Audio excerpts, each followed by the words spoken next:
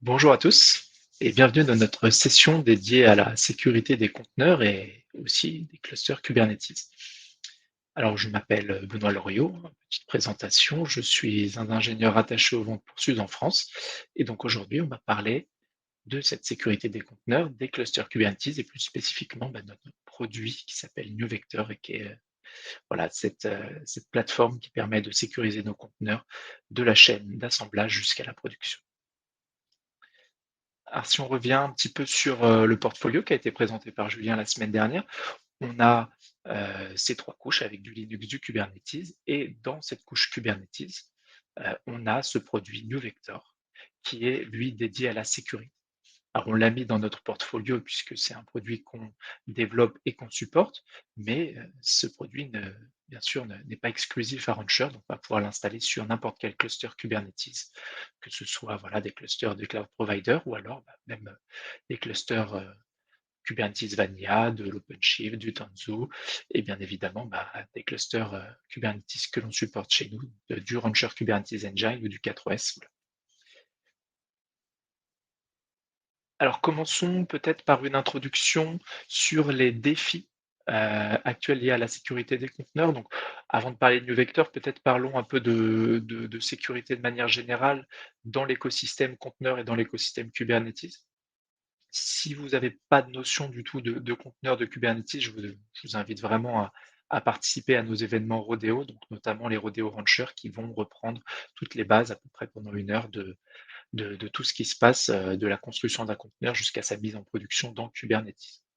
Là, si on part du principe que vous êtes déjà familier de cette notion de conteneur, et ben, on va pouvoir arriver sur les enjeux du conteneur. C'est vraiment ce qui amène beaucoup de problèmes de sécurité, c'est que des conteneurs, on va en avoir beaucoup et ils vont être vivants dans le sens où on va beaucoup euh, en démarrer, mais aussi en supprimer. Et donc, on va avoir différents environnements, différents clusters, et cette notion de workload éphémère.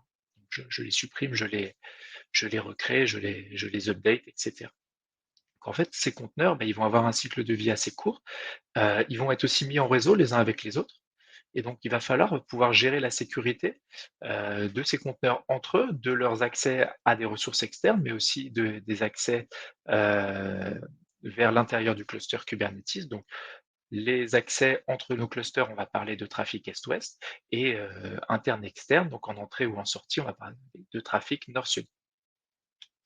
Euh, donc, en fait, on a cette notion de sécurité qui est le plus souvent périphérique, c'est-à-dire qu'on va avoir pas mal de processus de sécurité qui sont déjà en place, qui nous permettent de sécuriser ce qui se passe à l'extérieur du cluster Kubernetes, mais souvent on ne voit pas vraiment ce qui se passe à l'intérieur du cluster Kubernetes, et donc la limite de sécurité qui est représentée ici par ce rond, eh ben, n'est pas présente à l'intérieur du cluster Kubernetes.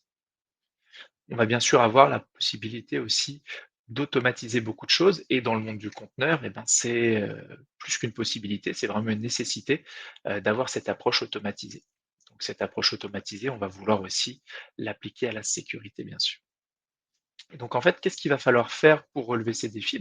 Il va falloir déjà tout d'abord repenser la limite de sécurité, et donc ne plus avoir cette sécurité périphérique, mais avoir peut-être une limite qui se passe au niveau du pod, au niveau du conteneur, et donc chaque conteneur devra avoir sa propre limite de sécurité. Bien sûr, on l'a dit, il faut tout automatiser pour qu'on puisse faire ce qu'on pourrait appeler du security as code, hein, donc pouvoir déployer la sécurité euh, en tant que code, et donc en même temps que nos conteneurs on pousse aussi la sécurité, et puis on va découvrir des nouvelles notions comme le zéro trust, donc le fait de ne faire confiance à personne, mais de n'autoriser que des choses spécifiques qu'on juge sûres. Également, il va falloir penser notre sécurité, pas seulement au niveau de la couche 4 du modèle OSI, donc au niveau de la couche transport. Donc on ne va pas simplement définir ce qui est autorisé au niveau des ports, au niveau des protocoles, mais vraiment, on va vouloir inspecter ce qui se passe beaucoup plus haut, donc au niveau de la couche applicative, la couche 7. Et donc, il va falloir voir tout ce qui se passe dans les échanges de nos applications et pouvoir ouvrir les paquets pour vérifier que dans ces paquets, il y a des choses qui ne mettent pas en cause notre sécurité et nos systèmes. Donc ça rejoint vraiment cette notion d'appliquer des correctifs, mais pas que.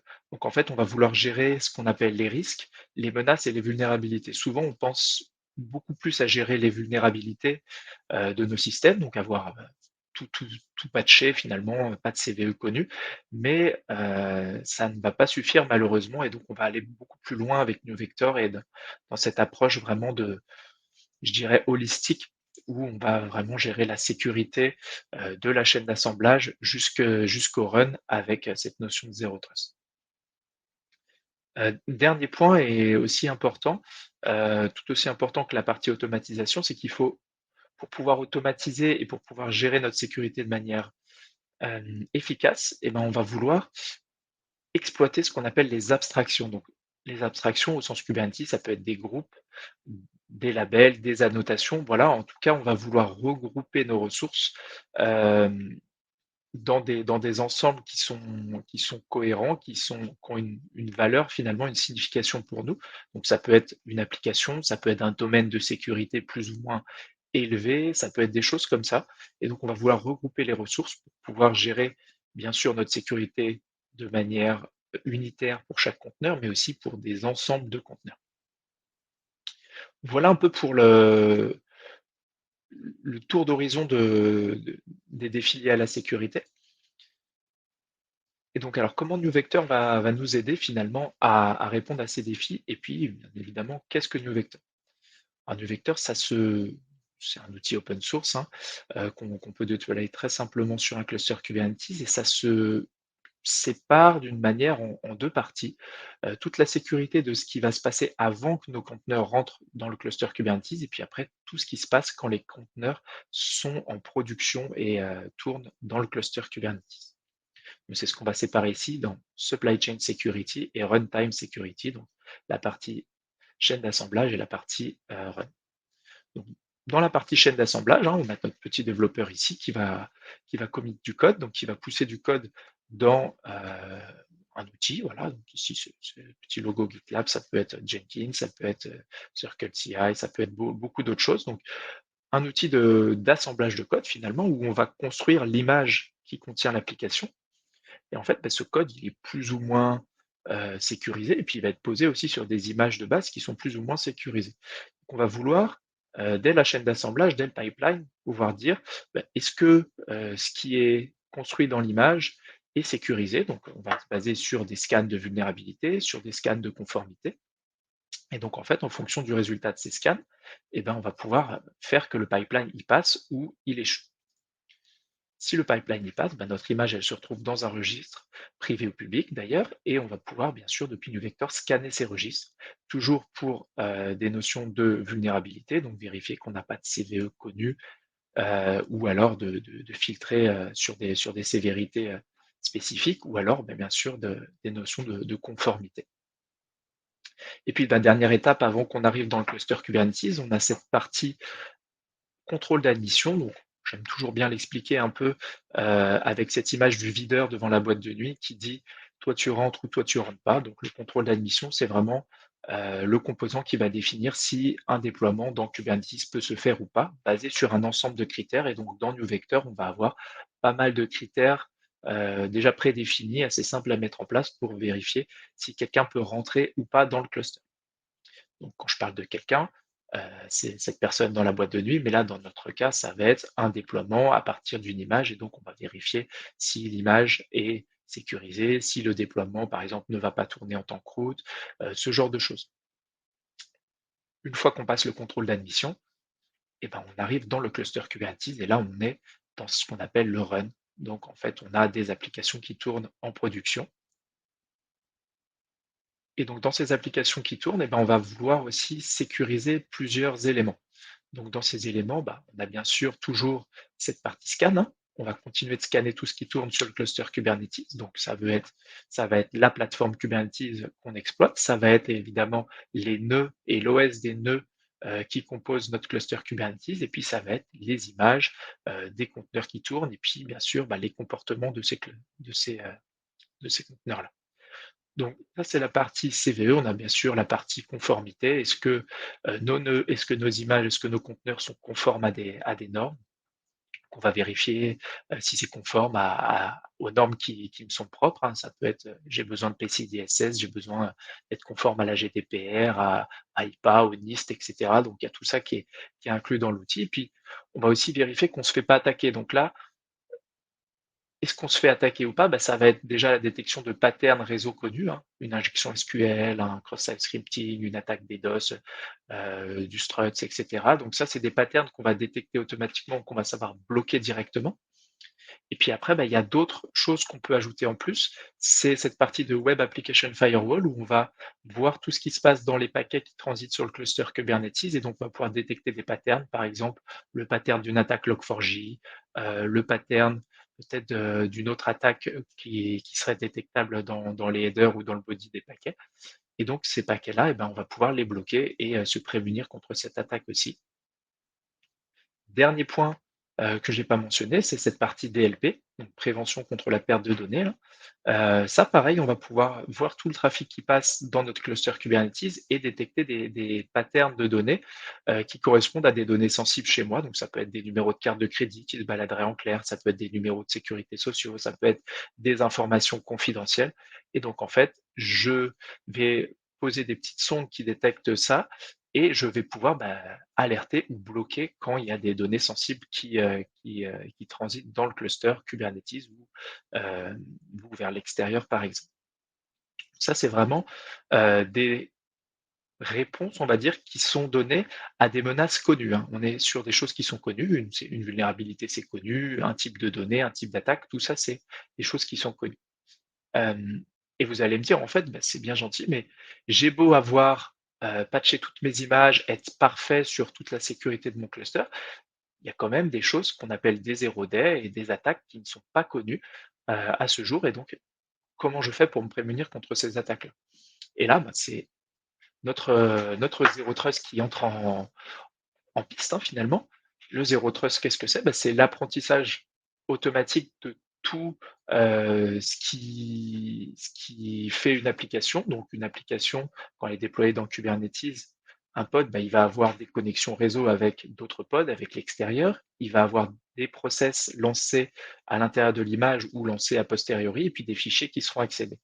Et donc, en fait, le modèle Zero Trust va apprendre tous ces échanges-là, va les mettre dans une sorte de liste blanche, et après, tout ce qui sort de cette liste blanche va être bloqué.